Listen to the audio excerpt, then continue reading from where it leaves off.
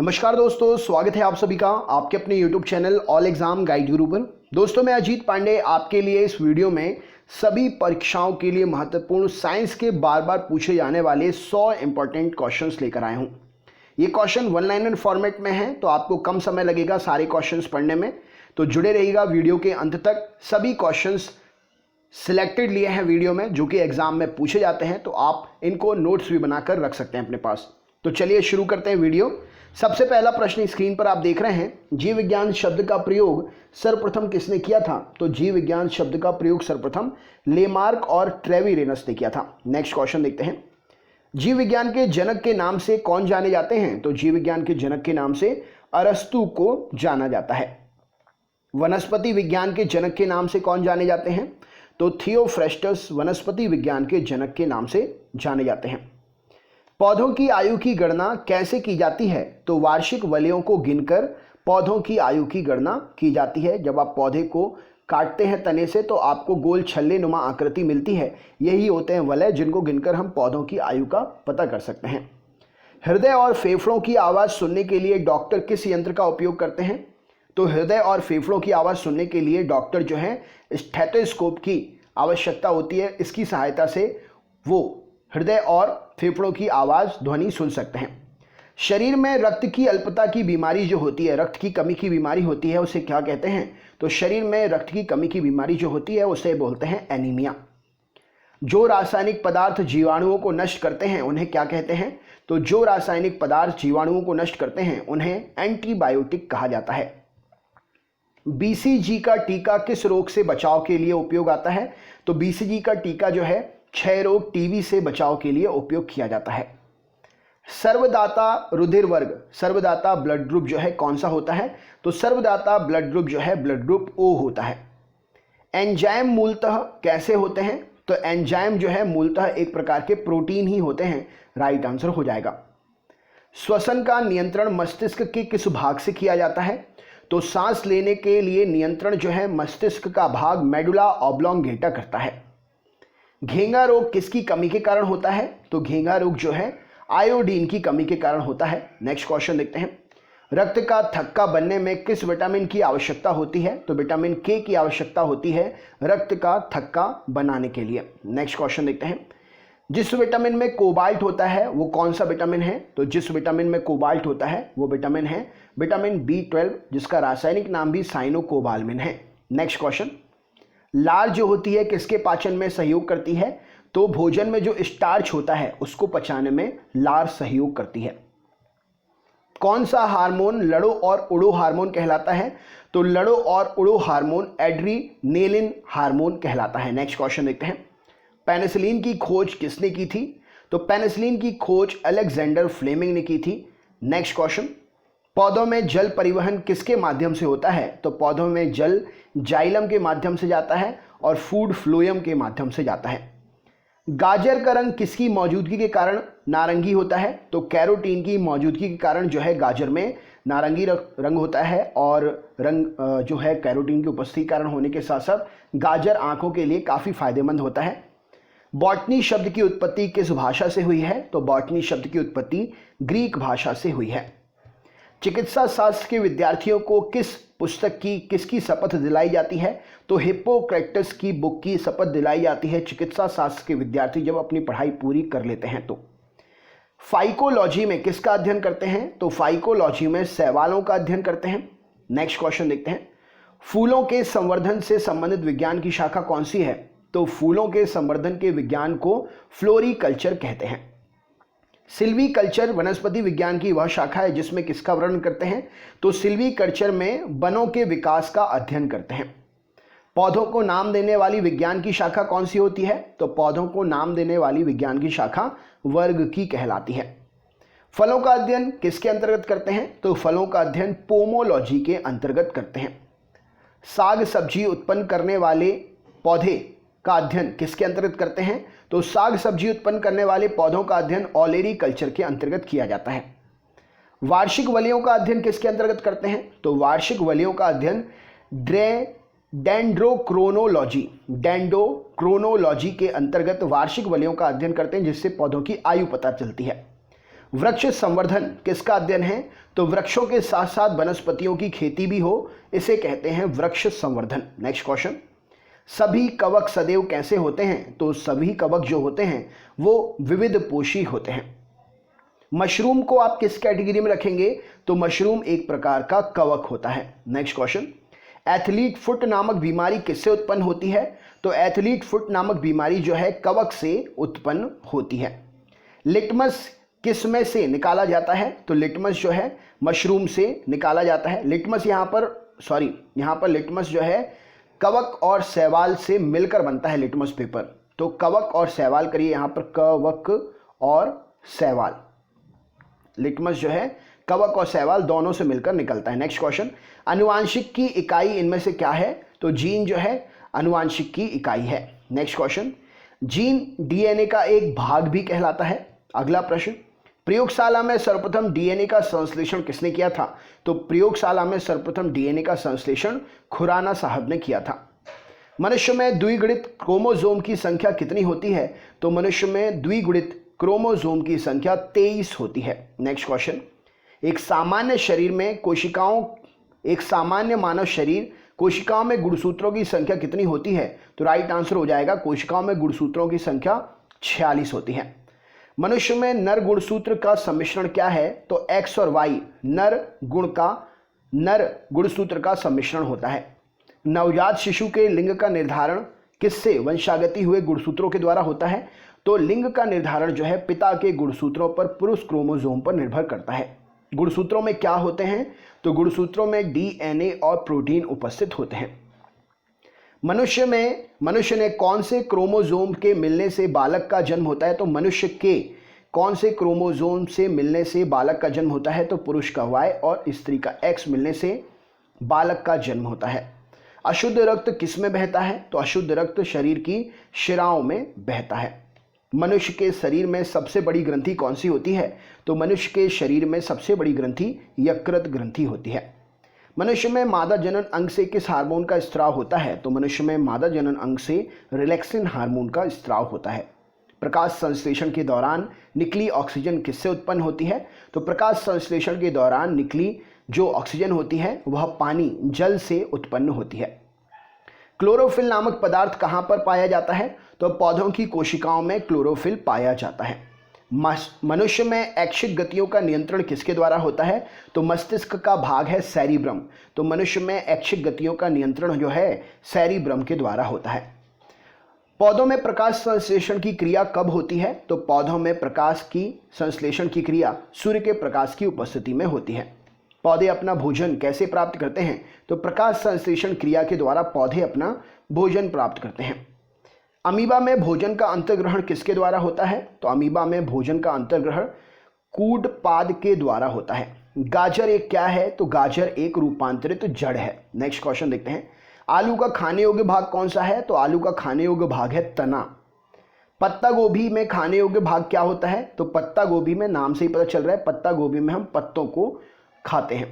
प्याज में खाने योग्य भाग क्या है? तो प्याज में खाने योग्य भाग होता है प्याज का रूपांतरित तना। सबसे लंबा जीवित वृक्ष कौन सा है? तो सबसे लंबा जीवित वृक्ष शिकुआ का वृक्ष है। तारपीन का तेल किससे प्राप्त करते हैं? तो तारपीन का तेल जो है चीड़ के वृक्ष से प्राप्त किया जाता है। बांस को किस में वर्गीकृत किया गया है? तो बांस जो है एक घास है। जैव ईंधन किसके बीज से प्राप्त होता है? तो जैट्रोफा या इसी को ही रतन जोत भी बोलते हैं। रतन जोत के बीजों से जैव ईंधन बायोडीजल प्राप्त होता है। पादप रोगों का सबसे उत्तरदायी कारक क्या है? तो फफूंद पादप रोगों का सबसे उत्तरदायी कारक है। पौधों को रोग प्रतिरोधी कैसे बनाया जा सकता है? तो उनको जंगली किस्म के पौधों के साथ में उगाकर रोग प्रतिरोधी बना सकते हैं। नेक्स्ट क्वेश्चन, हरित बाली रोग किस फसल से संबंधित है? तो बाजरा की फसल में होता है हरित बाली रोग। टिक्का रोग किस फसल से संबंधित है? तो टिक्का रोग जो है मूंगफली की फसल से संबंधित है। मूंगफली में होता है टिक्का रोग। नेक्स्ट क्वेश्चन, धान का प्रसिद्ध रोग खैरा किसके कारण होता है? तो धान में जस्ते की कमी के कारण प्रसिद्ध रोग खैरा होता है। नींबू का कैंकर रोग किससे होता है? तो नींबू का कैंकर रोग जीवाणुओं के कारण होता है। आलू में ब्लैक हार्ट किसके कारण होता है? तो ऑक्सीजन की कमी के कारण आलू में ब्लैक हार्ट रोग होता है। जनरली आपने आलू को कभी कभी अगर काटा होगा तो उसमें से काला पन उसमें जो अंदर दिखता है वही है आलू का ब्लैक हार्ट रोग। नेक्स्ट क्वेश्चन, करनाल बंट एक बीमारी है किसकी? तो करनाल बंट गेहूं में होने वाली बीमारी है। वंशागति के अध्ययन से संबंधित जीव विज्ञान की शाखा क्या है? तो वंशागति के अध्ययन से संबंधित जीव विज्ञान की शाखा को अनुवांशिकी कहा जाता है। अनुवांशिकी के जनक वैज्ञानिक कौन है? तो ग्रेगर जॉन मेंडल अनुवांशिकी के जनक वैज्ञानिक हैं। जीन शब्द का सर्वप्रथम प्रयोग किसने किया? तो जीन शब्द का सर्वप्रथम प्रयोग जोहानसन ने किया है। वंशागति की इकाई क्या है? तो जीन वंशागति की इकाई है। जीन्स किसके बने होते हैं? तो जीन्स जो होते हैं डीएनए के बने होते हैं। प्रयोगशाला में सर्वप्रथम डीएनए का संश्लेषण हरगोविंद खुराना के द्वारा किया गया था। किसके द्वारा अनुवांशिकता के विज्ञान को अनुवांशिकी कहा गया है? तो बैटसन के द्वारा अनुवांशिकता के विज्ञान को अनुवांशिकी कहा गया है। नेक्स्ट क्वेश्चन, अनुवांशिकी उत्परिवर्तन किस में होता है? तो अनुवांशिकी उत्परिवर्तन जो है क्रोमोसोम में होता है। अनुवांशिकी शब्द किसने गढ़ा? तो अनुवांशिकी शब्द जो है बैटसन के द्वारा गढ़ा गया है। मनुष्य के शरीर में कुल कितनी हड्डियां होती हैं? तो टोटल 206 हड्डियां होती हैं मनुष्य के शरीर में। मानव शरीर की सबसे छोटी हड्डी कौन सी होती है? तो मानव शरीर की सबसे छोटी हड्डी होती है स्टेपिस। कहाँ पर उपस्थित होती है स्टेपिस? कमेंट बॉक्स में कमेंट करके तो बताइए। मानव शरीर की सबसे लंबी हड्डी कौन सी होती है? तो फीमर मानव शरीर की सबसे लंबी हड्डी होती है। ये कहाँ पर स्थित होती है ये भी बताइए। मानव शरीर के किस अंग की हड्डी सबसे लंबी होती है? तो जांघ की हड्डी होती है। लार में कौन सा एंजाइम पाया जाता है? तो टाइलिन एंजाइम पाया जाता है। सेकंड क्वेश्चन का आंसर मैंने ही बता दिया। पेट में भोजन को पचाने के लिए किसकी खास आवश्यकता होती है? तो पेट में भोजन को पचाने के लिए एंजाइम्स की आवश्यकता होती है।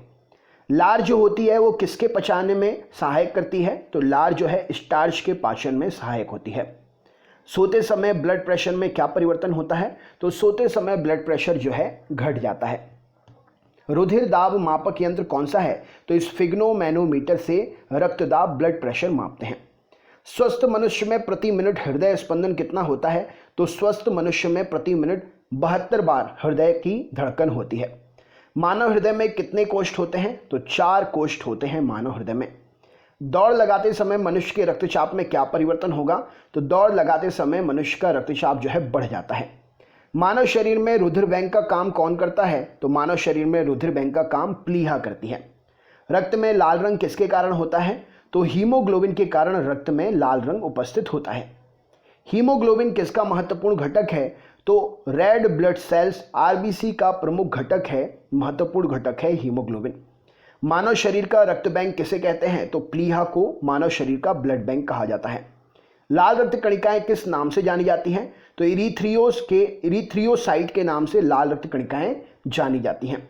मनुष्य की लाल रक्त कणिकाओं का जीवन काल कितना होता है? तो 120 दिन मनुष्य की लाल रक्त कणिकाओं का जीवन काल होता है। मानव शरीर में लाल रक्त कण का निर्माण कहाँ पर होता है? तो मानव शरीर में लाल रक्त कण का निर्माण अस्थि मज्जा में होता है। सफेद रक्त कण का मुख्य कार्य क्या है? तो रोग प्रतिरोधक क्षमता धारण करना सफेद रक्त कण का मुख्य काम होता है। रक्त समूह की खोज किसने की थी? तो लैंड स्टीनर ने रक्त समूह की खोज की थी। मानव मस्तिष्क में बुद्धि का केंद्र क्या है? तो सेरेब्रम मानव मस्तिष्क में बुद्धि का केंद्र होता है। मनुष्य के शरीर का सबसे बड़ा भाग क्या है? तो मनुष्य के शरीर का सबसे बड़ा भाग जो है प्रमस्तिष्क है। मानव शरीर की सबसे बड़ी कोशिका कौन सी है? तो तंत्रिका कोशिका मानव शरीर की सबसे बड़ी कोशिका है। यूरिन का पीला रंग किसकी मौजूदगी के कारण होता है? तो यूरिन का पीला रंग यूरोक्रोम के कारण होता है। मानव शरीर की किस ग्रंथि को मास्टर ग्रंथि कहते हैं? तो मानव शरीर की पीयूष ग्रंथि को, पिट्यूटरी ग्रंथि को मास्टर ग्रंथि कहा जाता है। मनुष्य के शरीर की सबसे छोटी ग्रंथि कौन सी है? तो पिट्यूटरी ग्रंथि, पीयूष ग्रंथि मानव शरीर की सबसे छोटी ग्रंथि है। बच्चों में प्रोटीन कैलोरी कुपोषण से कौन सा रोग होता है? तो क्वाशोरकर या क्वाशरकोर रोग होता है। बच्चों में प्रोटीन की कमी से क्वाशियोरकर होता है, इसको बोलते हैं क्वाशियोरकर। कुत्तों के द्वारा कौन सा रोग फैलता है? तो कुत्तों के द्वारा रेबीज फैलता है। सेब में कौन सा तत्व अधिक पाया जाता है? तो सेब में होता है लोहा, आयरन। ऊर्जा उत्पादन के लिए कोशिका प्रायः किसका उपयोग करती है? तो ऊर्जा उत्पादन के लिए कोशिका प्रायः ग्लूकोज का उपयोग करती है। पेप्सिन नामक एंजाइम शरीर की किस क्रिया में सहायता करता है? तो पेप्सिन एंजाइम जो है पाचन क्रिया में सहायता करता है। मानव शरीर का कौन सा अंग रक्त शुद्धिकरण के लिए उत्तरदायी है? तो मानव शरीर में वृक्क किडनी जो होती है वो रक्त के शुद्धिकरण के लिए उत्तरदायी है। परिस्थितिकी शब्द का सर्वप्रथम प्रतिपादन करने का श्रेय किसे जाता है?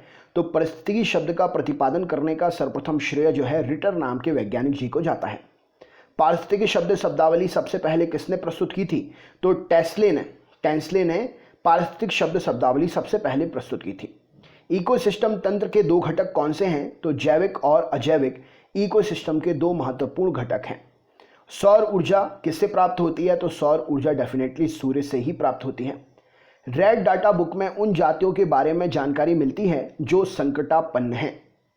काजीरंगा किसके लिए जाना जाता है? तो एक सींग वाले गैंडे के लिए जाना जाता है।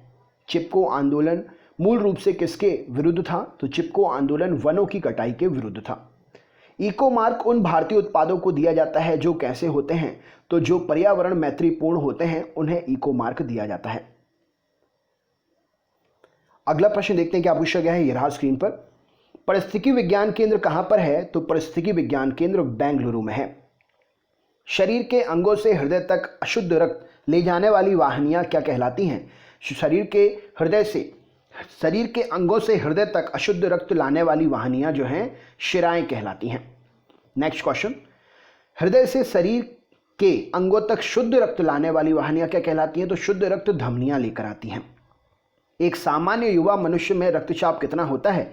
तो 120 mm पारा या 120-80 mm पारा। सिस्टोलिक डायस्टोलिक रक्तचाप एक सामान्य युवा मनुष्य में होता है। मानव कंकाल में अस्थियों की संख्या 206 होती है। मनुष्य के मस्तिष्क की बाहरी झिल्ली को क्या कहते हैं? तो मनुष्य के मस्तिष्क की बाहरी झिल्ली होती है ड्यूरामीटर। मानव शरीर में रक्तचाप किसके द्वारा नियंत्रित होता है? तो अधिवृक्क ग्रंथि के द्वारा मानव शरीर में रक्तचाप नियंत्रित होता है। थायराइड ग्रंथि का स्थान कहां पर है? तो थायराइड ग्रंथि जो है गले में स्थित होती है। मनुष्य के शरीर की सर्वाधिक शक्तिशाली पेशी कौन सी होती है? तो मनुष्य के शरीर की सबसे ज्यादा शक्तिशाली पेशी जबड़ा होती है। नेत्रदान में दाता के आंख के कौन से भाग का प्रयोग करते हैं? तो नेत्रदान में आंख का कॉर्निया प्रयोग किया जाता है। आंख के किस भाग पर वस्तु का प्रतिबिंब बनता है? तो आंख के भाग रेटिना पर वस्तु का प्रतिबिंब बनता है। आइरिस का काम क्या होता है? तो पुतली के आकार का नियंत्रण करना आइरिस का मुख्य काम होता है। मानव शरीर का सामान्य तापक्रम कितना होता है? तो 36.9 डिग्री सेंटीग्रेड मानव शरीर का सामान्य तापक्रम होता है। मानव शरीर का मस्तिष्क लगभग कितने ग्राम का होता है? तो 1350 ग्राम का मानव शरीर का मस्तिष्क होता है। रक्त जमने में किस तत्व की मुख्य भूमिका होती है? तो रक्त जमाने के लिए कैल्शियम की भी आवश्यकता होती है। राइट आंसर हो जाएगा। नेक्स्ट क्वेश्चन देखते हैं जी। ईईजी का प्रयोग किसकी गतिविधि दर्ज करने के लिए किया जाता है? तो ईईजी मस्तिष्क के लिए प्रयोग करते हैं। नेक्स्ट क्वेश्चन देखते हैं। नेक्स्ट क्वेश्चन ये रहा स्क्रीन पर। शरीर में हीमोग्लोबिन का काम क्या है? तो ऑक्सीजन का परिवहन करना हीमोग्लोबिन का मुख्य काम है। मानव कंकाल की सबसे लंबी अस्थि कौन सी होती है? तो फीमर जांघ की हड्डी जो होती है मानव कंकाल की सबसे लंबी अस्थि होती है। कौन सा विटामिन पानी में घुलनशील है? तो विटामिन बी पानी में घुलनशील है। विटामिन सी भी पानी में घुलनशील है। एक सामान्य मनुष्य में कितना रक्त होता है? तो 5 से 6 लीटर रक्त होता है। 4 से 5 ऑप्शन के अकॉर्डिंग आप 5 से 6 लीटर भी अगर ऑप्शन रहता है तो आप 5 से 6 लीटर लगाएंगे, वो सही रहेगा। मनुष्य में बुद्धि की चतुराई का केंद्र क्या है? बुद्धि एवं चतुराई का केंद्र क्या है? तो सेरिब्रम मनुष्य में बुद्धि एवं चतुराई का केंद्र है। मक्खन, पनीर, दूध, इन सबसे हमें क्या प्राप्त होता है? तो इन सबसे हमें प्रोटीन, वसा प्राप्त होता है। तो ये हैं आपके 100 क्वेश्चन। ये हम आपसे क्वेश्चन सरप्राइज पूछ रहे हैं। रक्त में ग्लूकोज की मात्रा किसके द्वारा नियंत्रित रहती है? इसका आंसर आप हमें कमेंट बॉक्स में शेयर करें। अगर आप हमारे चैनल पर नए हैं तो हमारा चैनल सब्सक्राइब करें, बेल आइकन ऑन कर लें जिससे आपको नोटिफिकेशन मिलता रहे। हमारे चैनल पर डे हम time to time 5 video upload करते हैं और ये सभी वीडियो जो हैं अलग अलग सब्जेक्ट्स के होते हैं, तो आपके नोट्स भी बन सकते हैं, प्लस आपकी तैयारी भी बहुत अच्छी हो सकती है। चैनल पर रोज़ सुबह 6 बजे जीके की लाइव क्लास होती है, तो आप हमसे लाइव भी जुड़ सकते हैं। इससे पहले वाले वीडियोस देखने के लिए डिस्क्रिप्शन बॉक्स में लिंक है, लिंक पर क्लिक कर सकते हैं। सब्जेक्ट वाइज सारी लिंक सेव कर दी गई हैं। आप जो भी सब्जेक्ट के वीडियो देखना चाहते हैं उसके प्लेलिस्ट पूरी ऐड कर दी है मैंने, आप देख सकते हैं। वीडियो को अपने सभी दोस्तों के साथ में शेयर ज़रूर करिएगा। कम से कम एटलीस्ट 10 दोस्तों को तो ज़रूर अभी के अभी शेयर ज़रूर करिएगा। आप वीडियो को लाइक भी कर सकते हैं।